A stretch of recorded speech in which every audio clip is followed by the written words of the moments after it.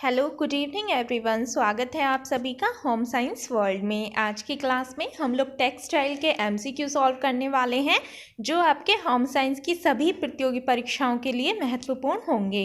तो आइए देख लेते हैं।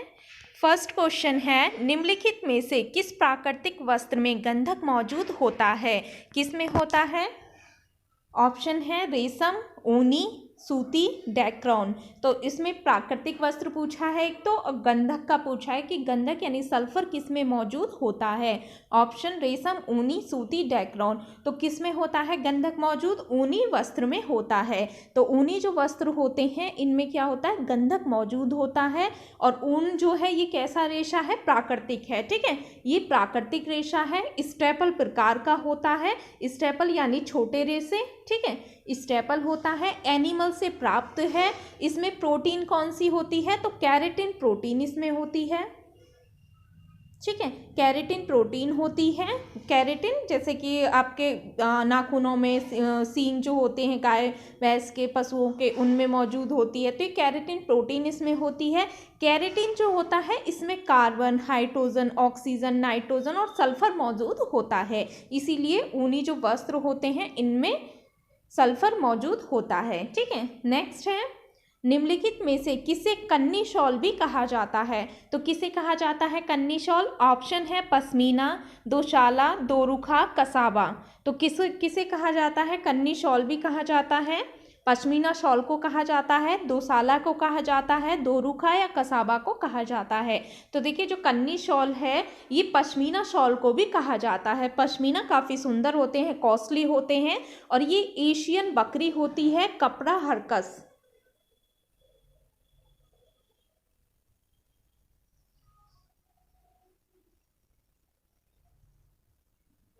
बकरी की एक प्रजाति होती है, एशियन कपड़ा हरकस होती है, उससे प्राप्त होती है ये ऊन, और उससे बने शॉल होते हैं पश्मीना। ठीक है, तिब्बती लोग इसे काफ़ी पसंद भी करते हैं। दोशाला यानी कि दोशाला का मतलब होता है दो शॉलों से मिलकर। दोरुखा भी आपका दो शॉलों से मिलकर बना होता है। कसाबा जो होता है, कसाबा कैसा होता है? चौकोर होता है ये शॉल। ठीक है, ये ट्रिल बुनाई और बास्केट बुनाई के द्वारा कसाबा आपका बनाया जाता है। चौकोर होते हैं ये वाले शॉल। ठीक है, चौकोर, इनकी जो डिज़ाइन होती है वो चौकोर होती है। तो कन्नी शॉल किसे कहा जाता है? पश्मीना शॉल को कहा जाता है, जो कि कपड़ा हरकस बकरी, एशियन बकरी होती है, उससे प्राप्त ऊन से ये बनाए जाते हैं। नेक्स्ट है, निम्नलिखित में से टो से तात्पर्य है? टो क्या है? टो से क्या तात्पर्य है? ऑप्शन है छोटे आकार के लिनन रेशे, छोटे आकार के रेशमी रेशे, छोटे आकार के सूती रेशे, या छोटे आकार के ऊनी रेशे होते हैं। तो टो क्या कहलाते हैं? तो टो जो होते हैं ये छोटे लिनिन तंतुओं को टो कहा जाता है। ठीक है, छोटे आकार के जो लिनिन तंतु होते हैं उनको टो कहा जाता है। लिनिन तंतु जो होता है इसकी जो लंबाई होती है 25 से 30 mm होती है। ठीक है, 25 से 3 mm होती है।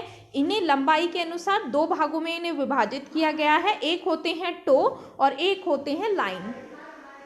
ठीक है, एक होते हैं लाइन, यहाँ पे लिख देती हूँ, एक होते हैं लाइन। ठीक है, टो और लाइन। टो यानी कि छोटे रेशे होते हैं, लाइन यानी कि लंबे कंघी किए हुए लंबे तंतुओं को लाइन कहा जाता है।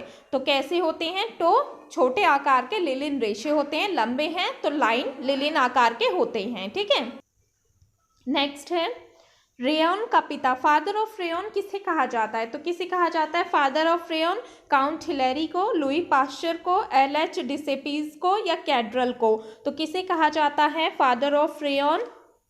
तो देखिए काउंट हिलेरी। ठीक है, काउंट हिलेरी को फादर ऑफ रेयन कहा जाता है। रेयन के बारे में यदि हम बात करें, रेयन कैसा है? रीजेनरेटेड सेलुलोज फाइबर होता है, यानी पुनर्उत्पादित सेलुलोज फाइबर ये होता है। कृत्रिम रेशा है, सिंथेटिक है। सर्वप्रथम इसकी खोज किसने की थी? रॉबर्ट हुक ने की थी। ठीक है, सर्वप्रथम यदि कभी पूछ ले, सर्वप्रथम रॉबर्ट हुक ने इसकी खोज की थी 1664 में। ठीक है, लेकिन रेयन जो है नाइट्रोसेलुलोज द्वारा प्रथम मानव निर्मित वस्त्र तंतु का निर्माण किसने किया था? काउंट हिलेरी ने किया था। कब किया था? 1884 में। ठीक है, 1884 में किया था। तीन तीन प्रकार के रेयॉन होते हैं, नाइट्रोसेलुलोज रेयॉन, ठीक है, विस्कोस और कुर्पामोनियम रेयॉन, ठीक है, तीन प्रकार के होते हैं। काउंट हिलेरी ने 1884 में नाइट्रोसेलुलोज द्वारा प्रथम मानव निर्मित वस्त्र तंतु का निर्माण किया था, इसीलिए इन्हें फादर ऑफ रेयॉन कहा जाता है। नेक्स्ट है, निम्नलिखित में से टेक्सटाइल की शब्दावली से संबंधित कौन सा कथन सही नहीं है। क्वेश्चन को अच्छे से पढ़ना है, यहाँ पे पूछा है सही नहीं है। ऑप्शन है पौनी बनाना, यानी सूत कताई से पहले पौनी बनाई जाती है। कताई यानी धागे का निर्माण करना। गांठें लगाना यानी कपास के रेशों को बांधकर गट्ठर बनाना। कोय यानी वस्त्र पर अंतिम रूप से की जाने वाली प्रक्रिया। तो इसमें से कौन सा सही नहीं है? तो कोय जो होते हैं ये वस्त्र पर अंतिम रूप से प्रक्रिया नहीं होती है। अंतिम रूप से क्या किया जाता है? वस्त्र पर परिसज्जा की जाती है, ठीक है। कोय यानी पका हुआ कपास का जो फल होता है उसे कोय कहते हैं, ठीक है। गांठें लगाना यानी कपास के जो रेशे हैं उनको बांधकर गठियाँ या गट्ठर बनाना। पौनी बनाना यानी धागे कटाई से पहले पौनी बनाई जाती है। तो राइट आंसर इसमें रॉन्ग कौन सा है आपका? ऑप्शन डी है, क्योंकि कोय जो होते हैं कपास का पका हुआ फल होता है। नेक्स्ट है, निम्नलिखित में से वस्त्र की लघुतम इकाई माना जाता है। लघुतम इकाई किसे माना जाता है? ऑप्शन है धागा, रेशा, परिधान या कपड़ा। तो क्या माना जाता है? लघुतम इकाई यानी सबसे छोटी इकाई कौन सा होता है? ऑप्शन बी इसका राइट आंसर होगा रेशा। रेशे से क्या बनता है? रेशा यानी तंतु या फाइबर हम कह सकते हैं। इसके तंतु हो गया, ठीक है। तंतु के बाद धागा आता है यानी यार्न आ गया। इसके बाद आपका फैब्रिक आता है यानी वस्त्र आ गया। और इसके बाद पहनने योग्य वस्त्र। पहनने योग्य वस्त्र यानी कि उस पर कोई परिसज्जा करना या जो भी प्रोसेस है वो करना, उसे पहनने योग्य बनाना।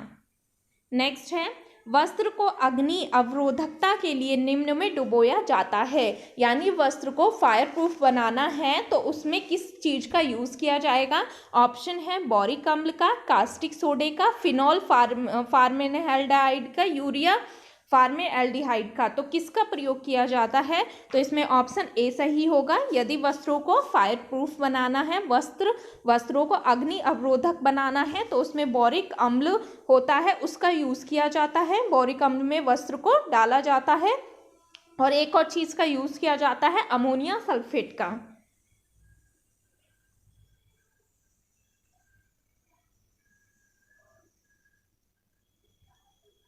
अमोनिया सल्फेट का यूज़ किया जाता है। इसका मोटा लेप चढ़ाया जाता है वस्त्रों पर और वस्त्रों को फायर प्रूफ बनाया जाता है, ठीक है। बोरिक अम्ल और अमोनिया सल्फेट से वस्त्रों को अग्नि अवरोधक बनाया जाता है। नेक्स्ट है, बाटिक छपाई से निर्मित वस्त्र महंगे होते हैं क्योंकि इसमें ऑप्शन है मोम का बहुत प्रयोग किया जाता है। इस कला का शुभारंभ जावा एवं सुमात्रा में हुआ था। इसमें शारीरिक श्रम, समय एवं शक्ति अधिक होती है। इसमें वस्त्र सुंदर दिखाई देते हैं। तो बातें तो सारी ही सही हैं इसमें बाटिक के बारे में, लेकिन यहाँ पर पूछा है बाटिक छपाई से निर्मित वस्त्र महंगे क्यों होते हैं? क्योंकि इसमें शारीरिक श्रम, समय और शक्ति अधिक लगता है, ठीक है। ऑप्शन सी इसका राइट आंसर होगा।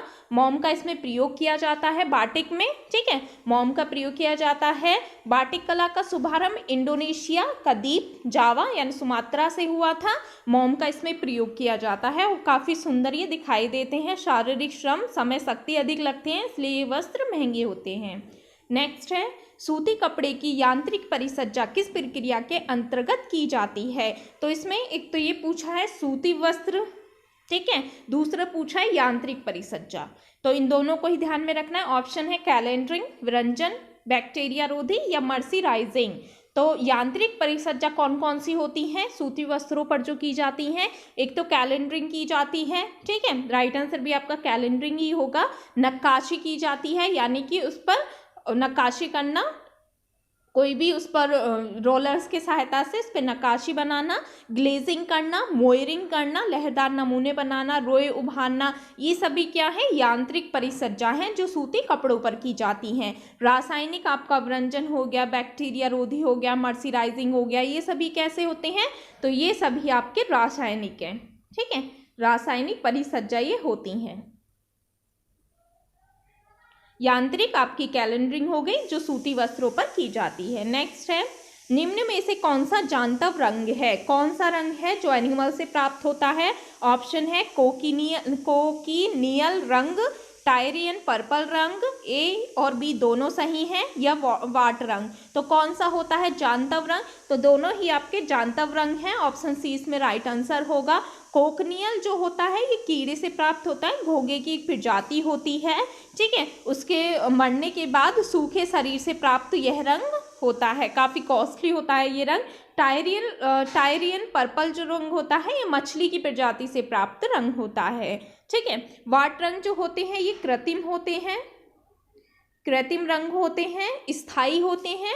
कपड़े धोने, धूप में सुखाने, ब्लीचिंग करने, इन रंगों पर कोई भी प्रभाव नहीं पड़ता। कोई भी प्रक्रिया यदि की जाती है तो उसका कोई प्रभाव नहीं पड़ता, क्योंकि ये रंग कैसे हैं? कृत्रिम हैं और स्थायी हैं वाट रंग। नेक्स्ट है ऊन तथा कॉटसवुल से निर्मित शॉल निम्न में से होते हैं। कौन से होते हैं? ऑप्शन है दोसाला, दोरुखा, जमावर या पश्मीना। ऊन और कॉटसवुल से जो बनाए जाते हैं, तो कौन से वस्त्र होते हैं जो ऊन और कॉटसवुल से बनाए जाते हैं? जमावर, ठीक है। जमावर जो वस्त्र होते हैं ऊन और कॉटसवुल से बनाए जाते हैं। फूल पत्तियों के इसमें नमूने बॉर्डर होते हैं। बॉर्डर जो होता है ब्रॉकेट का बना होता है, ठीक है। ऑप्शन सी इसका राइट आंसर होगा। नेक्स्ट है रासायनिक परिचर्या में प्रयोग किया जाता है। क्या प्रयोग किया जाता है रासायनिक परिचर्या में? यहाँ पर इसके ऑप्शन दिए हुए हैं, तो हमें इसमें चूज करने हैं कौन कौन से रासायनिक परिचर्या के हैं। ऑप्शन है क्षार, विरंजक, ब्रोजा, अम्ल, ठीक है। यहाँ ऑप्शन दिए हुए हैं, कौन कौन से राइट आंसर होंगे। तो देखिए यदि हम बात करें रासायनिक परिचर्या प्रयोग में क्षार आपका आ जाएगा, ठीक है, विरंजक आपका आ जाएगा, अम्ल आपका आ जाएगा। लेकिन ब्रोजा जो होता है ये आपका यांत्रिक परिचर्या के अंतर्गत आता है, ठीक है। आप जो वस्त्रों पर कलफ लगाते हैं, कलफ लगाना, ठीक है, कलफ लगाना क्या है? यांत्रिक परिचर्या है। और कलफ लगाने में किसका यूज किया जाता है? ब्रोजा का यूज किया जाता है। स्टार्च ब्रोजा, मैदा, डेक्स्ट्रिन, गोंद, मोम, इन सभी का वस्त्रों पर यूज किया जाता है। वस्त्र को कड़क बनाने के लिए किया जाता है, तो ब्रोजा का यूज किया जाता है। यांत्रिक परिचर्या है कलफ लगाना। बाकी सभी कैसे हैं? रासायनिक परिचर्या के अंतर्गत आते हैं। नेक्स्ट है, तो इसमें ऑप्शन आपका जो राइट आंसर होगा वो कौन सा होगा? ए, ठीक है, सॉरी ऑप्शन बी इसमें राइट आंसर होगा। नेक्स्ट है टेंसो लैब के माध्यम से किसका परीक्षण किया जाता है? किसका परीक्षण किया जाता है टेंसो लैब के माध्यम से? ऑप्शन है रेशों का, धागों का, पोशाक का या वस्त्र का।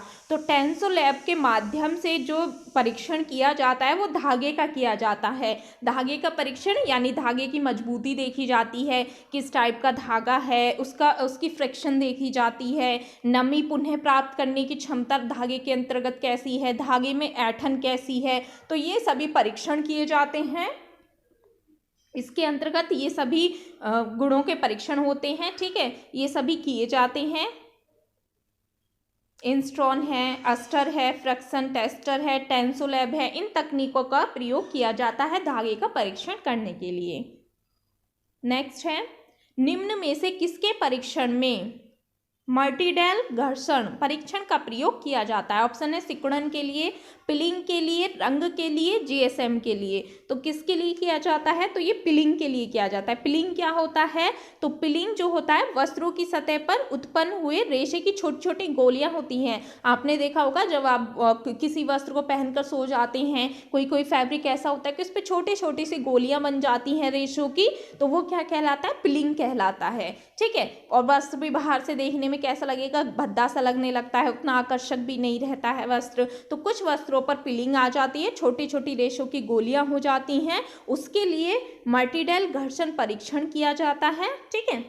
नेक्स्ट है रेडीमेड वस्त्र काटने से पूर्व पर्याय किस पैटर्न का प्रयोग किया जाता है? यदि रेडीमेड वस्त्र हैं तो किस पैटर्न का प्रयोग किया जाता है? ऑप्शन है graded pattern, fitting pattern, block pattern, trade block pattern. तो किन का प्रयोग किया जाता है? ग्रेडेड पैटर्न का। जो ग्रेडेड पैटर्न होते हैं ये एक ही पैटर्न पर कटे होते हैं, कई सारे साइज होते हैं, जैसे 32 हो गया, 34 हो गया, 36 हो गया, 2-3 साइजेस में होते हैं, ठीक है। और 2-3 साइज के पैटर्न एक साथ बना लिए जाते हैं, समय की भी इसमें बचत होती है। तो ग्रेडेड पैटर्न जो होते हैं एक ही पैटर्न पर कटा होता है, जिसमें भिन्न भिन्न 2-3 साइज होते हैं, ठीक है। इन्हीं 2-3 साइज के पैटर्न एक साथ बना लिए जाते हैं फैक्ट्रीज वगैरह में, जहाँ पर कपड़े बनाए जाते हैं, पैटर्न बनाए जाते हैं, वहाँ पर इनका यूज होता है। नेक्स्ट है लेस लगाना कढ़ाई, डोरियां एवं झल्लर लगाना आदि से संबंधित है। किससे संबंधित है? ऑप्शन है चुन्नटों से संबंधित है, परिसज्जा से संबंधित है, बंधक से संबंधित है, सीवन से संबंधित है। तो वस्त्र पर लेस आप लगा रहे हैं, झल्लर लगा रहे हैं, डोरियां लगा रहे हैं, एम्ब्रॉयडरी कर रहे हैं, तो ये किससे संबंधित है? परिसज्जा से। ऑप्शन बी इसका राइट आंसर होगा। नेक्स्ट है निम्नलिखित में से पर्यावरण हितैषी वस्त्र नहीं है। कौन से नहीं है? ऑप्शन है जूट, लिलिन, प्राकृतिक कपास, नायलॉन। तो इसमें जो पर्यावरण हितैषी वस्त्र नहीं है वो नायलॉन है। पर्यावरण हितैषी यानी इको फ्रेंडली जो वस्त्र होते हैं ये आपके तीनों कैसे हैं? पर्यावरण यानी नेचुरल तरीके से आपको प्राप्त हो रहे हैं, इसमें किसी भी केमिकल का यूज नहीं हो रहा है, पर्यावरण की दृष्टि से अनुकूल वस्त्र हैं ये। लेकिन नायलॉन जो होता है अब विभिन्न रसायनों का प्रयोग करके इन वस्त्रों को बनाते हैं जो कि पर्यावरण की दृष्टि से अनुकूल नहीं होते हैं। तो ऑप्शन डी इसका राइट आंसर होगा। नेक्स्ट है निम्न में से किसके परीक्षण हेतु क्रूकिंग का प्रयोग किया जाता है? क्रूकिंग का प्रयोग किया जाता है। ऑप्शन है रंग के पक्केपन के लिए, सिकुड़न के लिए, पीलिंग के लिए, धागे के लिए। तो किसके लिए किया जाता है क्रूकिंग का प्रयोग? तो देखिए क्रूकिंग का जो प्रयोग है रंग के पक्केपन के लिए किया जाता है। एक परीक्षण होता है, क्रूकिंग का प्रयोग किया जाता है रगड़ने की, यानी रबिंग क्रिया को क्रूकिंग कहा जाता है। रबिंग क्रिया, रबिंग यानी कि वस्त्र को रगड़ने की क्रिया, इसको ही क्रूकिंग कहा जाता है।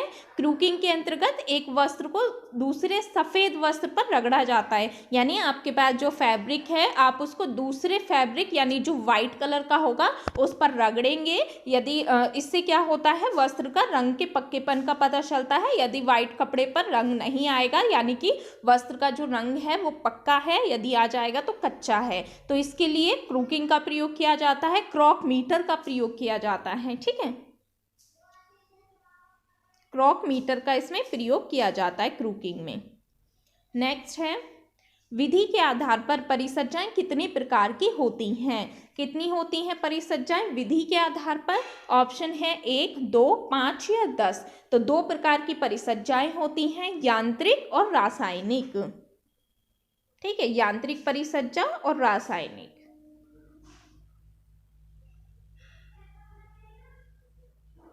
यांत्रिक में आप क्या आ जाएंगे? यांत्रिक में जैसे कलफ लगाना आपका आ जाएगा, वजन बढ़ाना, रोएं उभारना, कैलेंडरिंग, ग्लेजिंग, ये सभी क्या है? यांत्रिक है। यांत्रिक प्रक्रियाओं का इसमें प्रयोग किया जा रहा है। रासायनिक में जैसे मर्सराइजिंग का प्रयोग हो गया, व्यंजक अवशोषक परिसज्जा के लिए किसी भी रसायन का प्रयोग करना, ठीक है। तो ये सभी किसके अंतर्गत है? रासायनिक के अंतर्गत है। नेक्स्ट है निम्नलिखित में से किसके द्वारा कपड़े की मजबूती तथा रंग ग्रहण करने की क्षमता बढ़ जाती है? किसके द्वारा बढ़ जाती है? वस्त्र में मजबूती भी बढ़ेगी, उसके कलर को एब्जॉर्ब करने की क्षमता भी बढ़ जाएगी। ऑप्शन है मैल मुक्ति, स्लैक, मर्सिराइजेशन या सिलवट प्रतिरोधक। तो ऐसा किसके कारण होता है? मर्सिराइजेशन के द्वारा होता है। मर्सिराइजेशन जो है एक रासायनिक प्रक्रिया है, रासायनिक प्रक्रिया है ये, सेलुलोज के रेशों पर की जाती है, ठीक है। और कास्टिक घोल का इसमें प्रयोग किया जाता है। क्वेश्चन भी पूछा जा चुका है कि इसमें कास्टिक घोल का प्रयोग किया जाता है। तो मर्सिराइजेशन में कास्टिक घोल में वस्त्र को डुबोया जाता है और मर्सिराइजेशन से कपड़े की जो मजबूती होती है और रंग ग्रहण करने की क्षमता होती है वो बढ़ जाती है। तो ऑप्शन सी इसका राइट आंसर होगा। ये 20 MCQ थे। किसी को भी कहीं भी कोई भी डाउट लगता है तो आप कमेंट सेक्शन में पूछ लीजिएगा। Thank you.